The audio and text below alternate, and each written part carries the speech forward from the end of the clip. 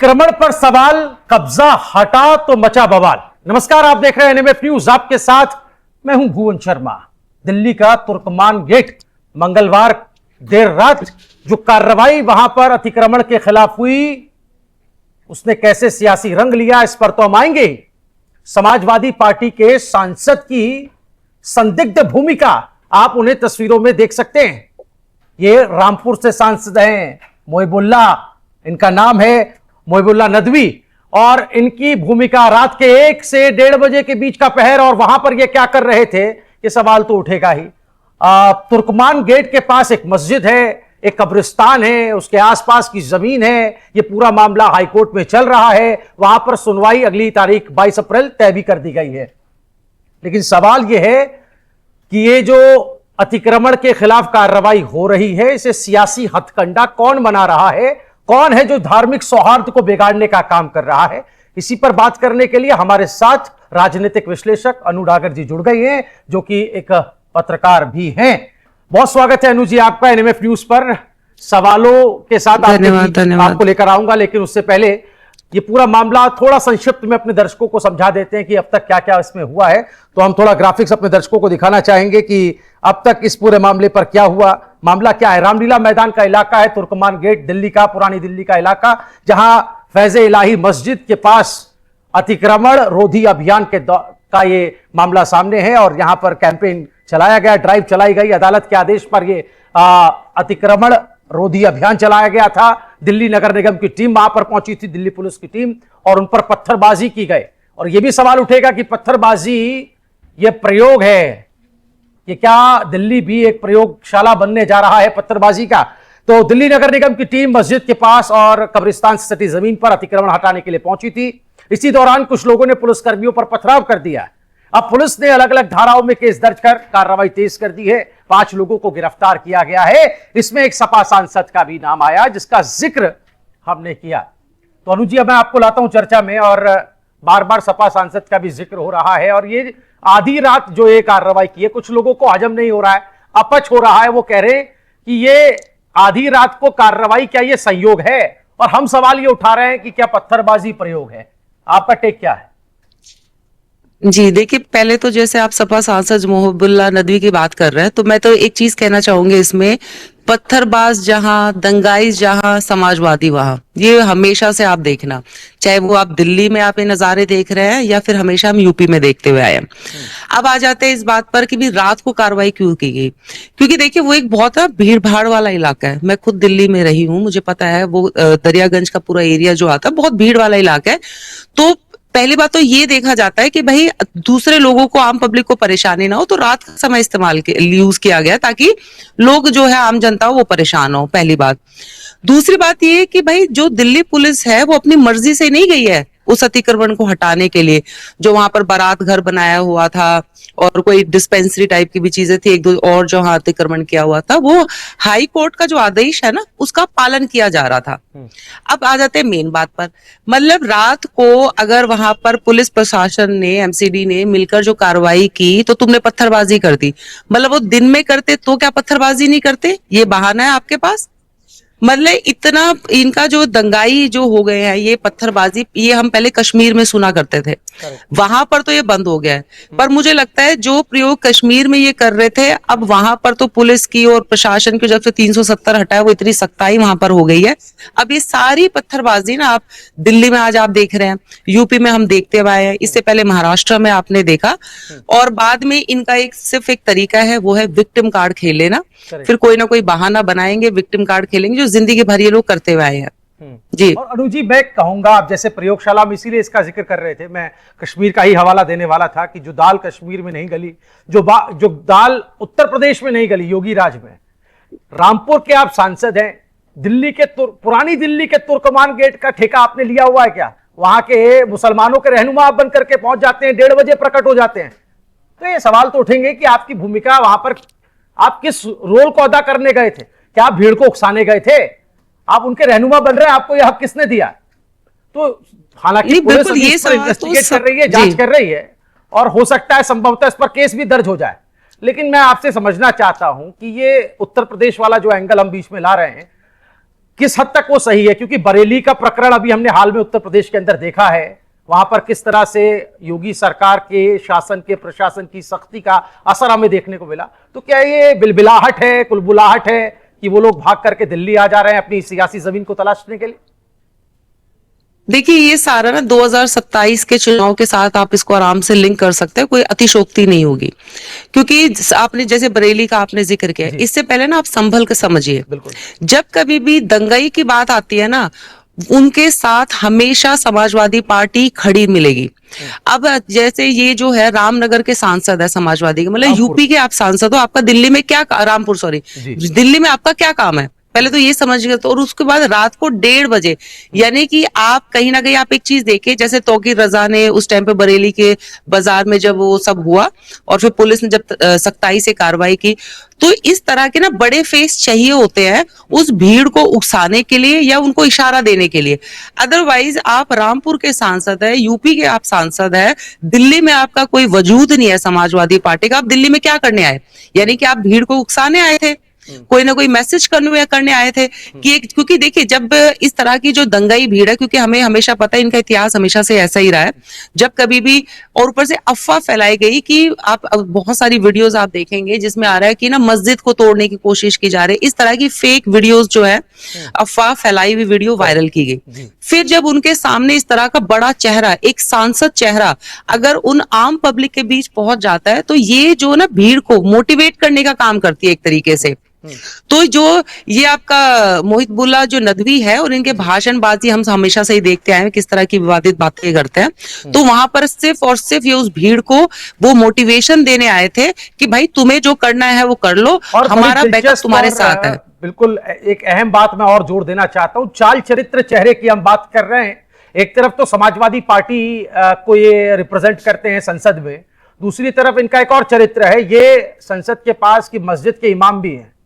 तो ये जो जिस तरह का इनका एक्शन है, जो बॉडी लैंग्वेज है और जो इनको पद मिला हुआ है, वो दोनों विरोधाभासी हैं। आपका कहां काम सौहार्द को बनाए रखने का था और आप ऐसे दंगाई पोजीशन पर आकर खड़े हो जाते हैं जहां आप दूसरों को भी इन्फ्लुएंस करते हैं, उकसाने का काम करते हैं। हालांकि अभी ये पूरा पुष्ट होना बाकी है, लेकिन प्रथम दृष्टिया जो दिख रहा है, तस्वीरें जो सामने निकल करके आ रही, उससे तो यही ऑब्जर्वेशन लगाया जा सकता है।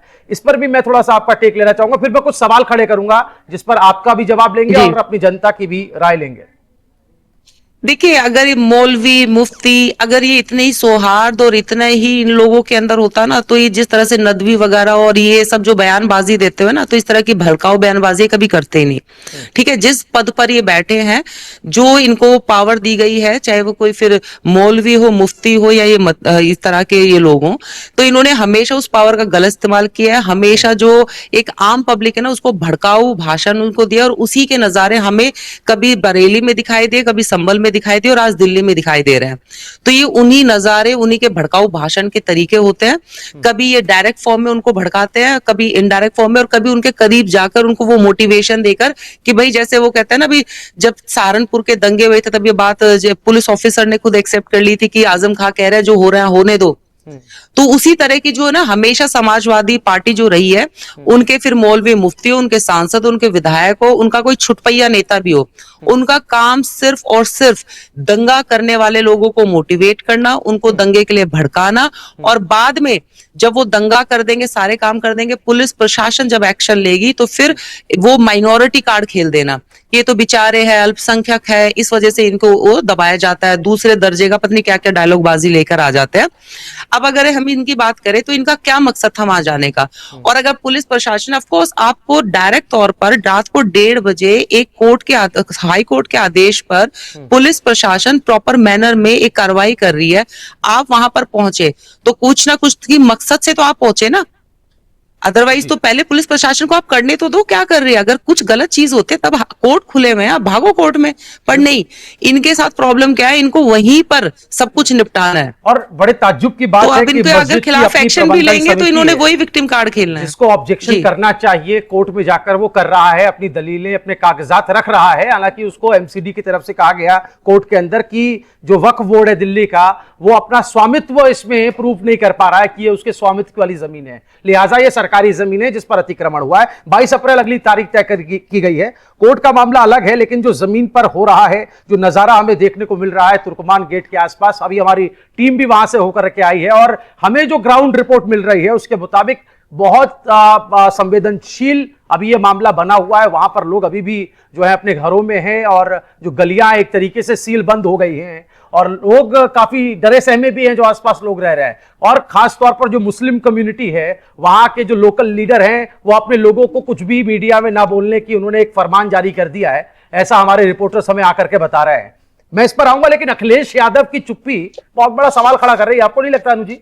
उनके लिए एक अलग तरह की स्थिति पैदा हो गई है। आपने आजम खान का भी हवाला दिया, इसलिए मैं कह रहा था कि चाल, चरित्र और चेहरा, तो ये चरित्र को आप कैसे बदलेंगे? सत्ता हस्तांतरण तो अखिलेश यादव का मुलायम सिंह से हो गया, लेकिन ये चरित्र, ये कैरेक्टर कैसे बदलेगा, इसको थोड़ा सा समझाएं।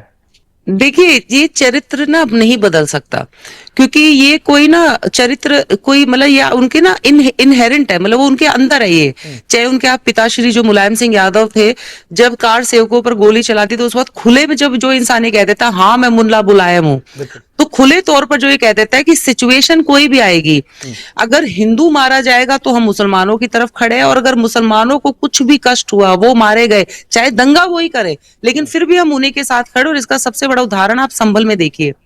संभल में दंगा उन्होंने किया, पुलिस पर पथराव उन्होंने किया, और जब चापा जो दंगाई जो आरोपी थे वो मारे गए, तो आप सोचिए कैसे दूसरे दंगाइयों को मोटिवेट करते हैं। उनको 5-5 लाख रुपए की धनराशि दे दी गई समाजवादी पार्टी की तरफ से। तो यानी कि उनके खुले तौर पे कहा जा रहा है ना कि ठीक है तुम इस तरह की हरकतें करो, और कल को अगर ऐसा कुछ हो जाता है, तुम मारे बुरे भी जाते हो तो टेंशन नहीं लेना, तुम्हारे परिवार को हम पैसे पहुंचा देंगे। लेकिन वहीं पर जब इस टाइप के जब दुर्गा का वो विसर्जन का जो निकल रहा था, राम गोपाल मिश्र जो लड़का था, उसको जब घर में खींच कर उसको गोली मार दी गई, और उसमें हालांकि 10 आरोपी थे, 11 महीने की फास्ट ट्रैक हुई और जो है उनको सजा दे दी गई। लेकिन वहां पर जब गोपाल मिश्र को मारा गया, वहां पर समाजवादी पार्टी अखिलेश यादव ने पैसे नहीं पहुंचाए। तो आप ये सोचे ना, इनसे आप समझिए कि एक ही क्षेत्र में जब मुसलमान मार रहा है किसी को, वहां पर ये चुप्पी साध लेते हैं। जब दंगा करने वाला भी मुसलमान है और जब वो मर जा रहा है अपनी खुद की हरकतों से, वहां पर वो ये चंदा या उनको जो भी मोटिवेशन, जो भी उनको पैसे देने के लिए पहुंच जाता है। तो इनका चाल चरित्र ही आज का नहीं है, ये इनकी राजनीति का एक हिस्सा है। समाजवादी पार्टी का बेस जो है, ये वोट बैंक की राजनीति के लिए इस हद तक गिर चुके हैं कि फिर चाहे इनको मोहिबुल्लाह नदवी ने क्या कहा है, थोड़ा सा ये अपने ग्राफिक्स के जरिए अपने दर्शकों को बता देते हैं। मोहिबुल्लाह नदवी ने कहा कि मैं गया था रात, जब मुझे इत्तला मिली कि हाईकोर्ट से ऑर्डर आए बिना मस्जिद को नुकसान पहुंचाने के लिए भारी बंदोबस्त किया गया। इससे पहले मेहरौली में एक मस्जिद को रातों रात हटा दिया गया था। हम वहां गए तो देखा कि बहुत भीड़ है और सुरक्षा तैनाती भी है। हमने भीड़ से शांत रहने की अपील की। हम मस्जिद कमेटी के पास गए। एक और बयान है मोहिबुल्लाह नदवी का, वो कहते हैं कि हिंदुस्तान में कहीं भी मुझे खबर मिलेगी कि किसी मस्जिद को नाजायज तरीके से घेरा जा रहा है और रातों रात खत्म करने की कोशिश है, तो मैं जाऊंगा और वहां कानून की जानकारी लूंगा। मैं जनप्रतिनिधि हूं, मेरी जिम्मेदारी बनती है, मैं जनता और प्रशासन के बीच की कड़ी हूं। मैं डीसीपी से बात की, उन्होंने कहा कि आप चले जाइए, तो हम चले गए।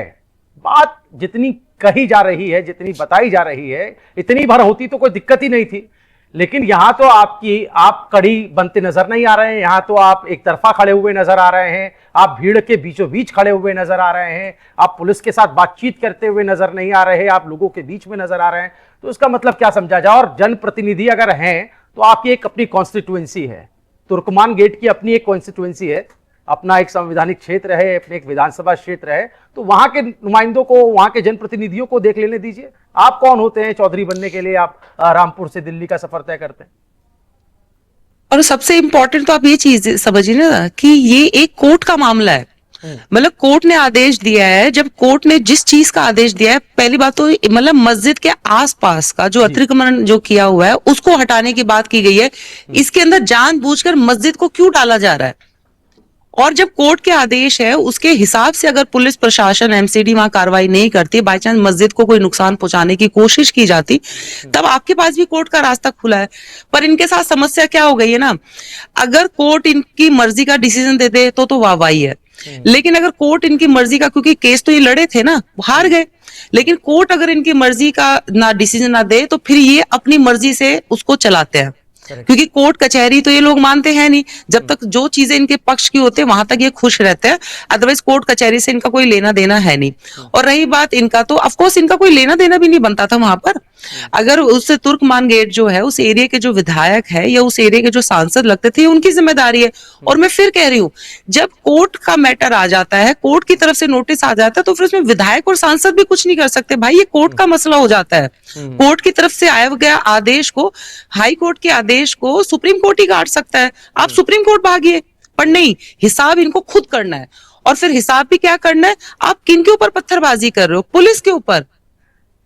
बिल्कुल, मतलब पुलिस प्रशासन पर आप पत्थरबाजी करेंगे, उसके बाद फिर अब पुलिस प्रशासन ने अब उठाना शुरू किया, फिर ये विक्टिम कार्ड पे आ जाएंगे कि हमने तो कुछ नहीं किया। देखने को मिल रही है। सिर्फ समाजवादी पार्टी ही नहीं, कांग्रेस के भी नेता, आरजेडी के भी प्रवक्ता, हम उनके बयान सुन रहे हैं एक एक करके। उसमें ये इस बात के वो हिमायती नहीं है कि हाईकोर्ट के आदेश पर कार्रवाई की गई, कानूनी कार्रवाई हुई, इस बात को हाईलाइट नहीं कर रहे हैं। इस बात को हाईलाइट कर रहे हैं कि सर्द रात में, आधी रात में, ठिठुरती ठंड में यह कार्रवाई क्यों जरूरी थी, ऐसी कार्रवाई तो कभी हुई नहीं। तो इस तरह का हवाला, इसको बार बार जोर दिया जा रहा है। बहरहाल इन पर आएंगे तो बात बहुत लंबी खिंच जाएगी। कुछ सवाल आखिर में हम खड़े करते हैं जिस पर आपका मैं संक्षिप्त में टेक लूंगा, और उसके बाद जनता के बीच ये सवाल छोड़े जाएंगे कि वो लोग क्या कहते हैं। सवाल नंबर 1, जब मामला दिल्ली का था, एमसीडी और दिल्ली पुलिस कोर्ट के आदेश पर कार्रवाई कर रही थी, तो यूपी के रामपुर से सपा सांसद आधी रात तुर्कमान गेट क्यों पहुंचे? अगर मकसद सिर्फ शांति बनाए रखना था, तो रात 1:30 बजे भारी भीड़ और तनाव के बीच पहुंचना किस समझदारी का संकेत है? सवाल यह भी कि जिस समय पुलिस पर पत्थरबाजी हो रही थी और हालात बेकाबू थे, उसी समय सांसद की मौजूदगी क्या भीड़ को और उकसाने का कारण नहीं बनी? सवाल यह भी कि यूपी में योगी राज के दौरान सपा नेताओं की राजनीतिक जमीन लगातार खिसक रही है। बरेली जैसे मामलों में सख्त कार्रवाई, संभल जैसे मामलों में सख्त कार्रवाई इसके ताजा उदाहरण है। तो क्या अब सपा के नेता यूपी से बाहर जाकर धर्म के नाम पर राजनीति करने की जगह तलाश रहे हैं? सवाल तो यह भी उठेगा कि अगर सपा सच में कानून और शांति के साथ खड़ी है, तो अखिलेश यादव खुलकर क्यों नहीं कहते कि दिल्ली पुलिस दोषियों पर सख्त कार्रवाई करे, चाहे उसमें उनकी पार्टी का सांसद ही क्यों ना इन्वॉल्व हो, शामिल हो। सवाल यह भी कि क्या सपा के लिए राजनीति इतनी जरूरी हो गई कि कानून व्यवस्था, पुलिसकर्मियों की जान और सामाजिक सौहार्द सब दांव पर लगा दिया जाए? एक और आखिरी सवाल है, लेकिन सवालों की फेहरिस्त खत्म नहीं होगी। हमारे हिसाब से सवाल यह भी है कि एक इमाम का काम लोगों को सब्र, अमन और कानून का पालन सिखाना होता है। तो क्या तुर्कमान गेट पर मौजूदगी से शांति फैली या हालात और भड़के? तस्वीरें और वाकया हमारे सामने। इस सवाल का जवाब तो खैर तस्वीरों में ही मिल जाता है। क्या कहेंगे इन तमाम सवालों पर? एक आखिरी टेक और उसके बाद जनता के बीच छोड़े जाएंगे। जी देखिए, समाजवादी पार्टी की मैं बात करूं, कांग्रेस, आरजेडी, इनकी जो राजनीति है ना, वो टोटली वोट बैंक की राजनीति है। पत्थरबाजी करे या दंगाई मर जाए, इनसे इनको कोई फर्क नहीं पड़ता। बल्कि इनको लिए तो अच्छा ही एडवांटेज होता है, इस तरह की अगर सिचुएशन क्रिएट हो जाती है ना, तो ये और सिंपैथी कार्ड खेलते हैं उन लोग के बीच। तो इनका मकसद सिर्फ और सिर्फ वोट बैंक है। ऑफकोर्स 2027 का चुनाव है। हिंदुस्तान के किसी भी कोने में आज मुसलमान का कोई भी मैटर हो जाए, आपको समाजवादी पार्टी वहां आपको दौड़ती हुई नजर आएगी। क्यों? क्योंकि 2027 का टारगेट है, उनको पता है जो वोट बैंक है इसको हमें लामबंद रखना है। ठीक है, यूपी में जो भी चीजें हो रहा है वहां पर ये कुछ कर नहीं सकते, क्योंकि वहां पर आप इतनी सख्ताई से जो योगी सरकार है वो इन दंगाइयों से निपट रही है। और आप एक चीज समझिए ना, मैं तो एक सिंपल चीज कहती हूँ, ये तो दंगाई है। समाजवादी पार्टी सोचे ना, आतंकवादियों को आतंकवादी नहीं कहती, तो इन दंगाइयों को कहां से दंगाई मान लेगी? आतंकवादियों को छुड़ाने के लिए पूरे अपने, मतलब कहते हैं पूरे सारे साजो सामान, पूरे घोड़े खोल देती है, उनको उनसे केस वापस ले लेती है, आतंकवादियों तक से। तो सोचिए, तो दंगाई है। और फिर अगर इस तरह के दंगेबाजी नहीं होंगी, इस तरह के सिंपैथी कार्ड फिर कहां से मिलेंगे समाजवादी पार्टी को खेलने के लिए? वोट बैंक कहां से मिलेगा? एनी टाइम इसको बात वो मना करते रहे और आप कह रहे अखिलेश यादव चुप है, वो चुप ही रहेंगे। हाँ, इस दंगे में ये जो पत्थरबाजी की पुलिस प्रशासन अगर कुछ ऐसी कार्रवाई कर देती, गोली वोली चल जाती है, कोई एक आधा दंगा अपनी हरकत से मर जाता है, जैसे संभल में मरा था, तब आपको अखिलेश यादव छाती पीटते हुए जरूर नजर आते। इवन मैं कहती हूँ यहाँ पहुंच भी जाते। अभी तो वो बोल भी कुछ नहीं रहे, लेकिन वो यहाँ पहुंच भी जाते, पर अपना रिप्रेजेंटेटिव उन्होंने पहुंचा दिया। अदरवाइज क्या लॉजिक है ये? बिना, आपको क्या लग रहा है समाजवादी पार्टी के जो अध्यक्ष हैं उनकी बिना परमिशन के सांसद की इतनी हिम्मत होगी यहाँ पहुंच जाए? बिल्कुल बिल्कुल, बहुत तेरे सवाल हैं अनु जी। फिलहाल आपका बहुत शुक्रिया हमारे साथ जुड़ने के लिए। सवाल बहुत तेरे हैं, क्योंकि दिल्ली में हाल में एक ब्लास्ट भी हुआ, एक बड़ा आतंकवादी हमला भी हुआ। इस वजह से दिल्ली बहुत संवेदनशील है, पुरानी दिल्ली के इलाके में ही हुआ, लाल किले के आसपास, और उसी के आसपास का ये परिक्षेत्र है जहां पर ये पूरा मामला, माहौल गरमाया जा रहा है, बिगाड़ा जा रहा है। आखिरी में एक शेर गालिब का याद आता है कि काबा किस मुंह से जाओगे गालिब, शर्म तुमको मगर नहीं आती। तो ये मैं कहूंगा कि सपा सांसद के ऊपर ये शेर का जो ये टुकड़ा है ये बिल्कुल सटीक बैठता है। बहुत शुक्रिया अनु जी आपका। अपने तमाम दर्शकों से अपील करेंगे कि आप इस मुद्दे पर क्या राय रखते हैं, जरूर कमेंट कीजिएगा। वीडियो पसंद आया तो ज्यादा से ज्यादा शेयर कीजिएगा। एनएमएफ न्यूज देखते रहें। नमस्कार।